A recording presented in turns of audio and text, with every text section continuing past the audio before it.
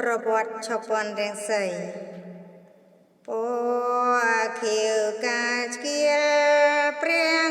នេត្រាឲ្យអនព្រាមណាការជាស្ដេចនាមស្រីពីរៀងចាំងសំរាញ់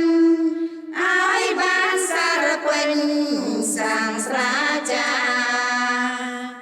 ពលឿងកាលនអង្គព្រះពុទ្ធបរិមាព្រះអិនជាជាងឆ្នៃរចនាវាយសាធុកាពេញផែនដីក្រហមជាពណ៌ជាបេះដូងគៀលពីដើមទ្រូងដល់គ្រាថ្មីប៉ិនពឹងពួរកម្មព្រះ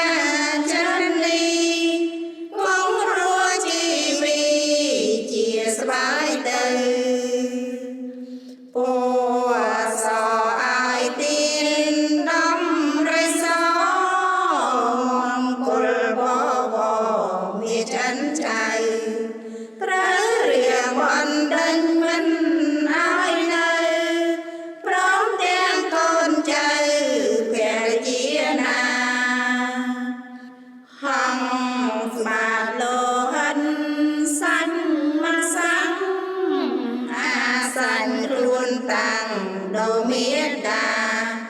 ការយ៉ាងវាចាំបរិភោគដាជីវិតមានដារស់វិញថ្មីភ្លេចពុននៅរាយការជាទឹកសា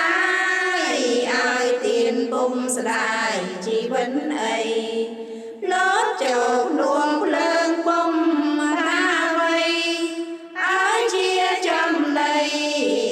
ព្រាមណាការដែលបានត្រាំ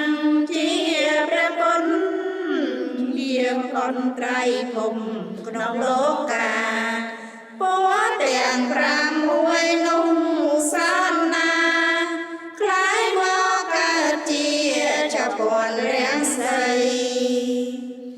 ពេលនេះក្នុងលោកពណ៌នេះកាន់ជាសេចក្តីហើយទុំសាសនាព្រះចិនស្រីពាពេញផែនដីតីផោធាយើងខ្ញុំរាល់គ្នាសូមគោរពវន្តាចំភុំទុំសាសនាសូ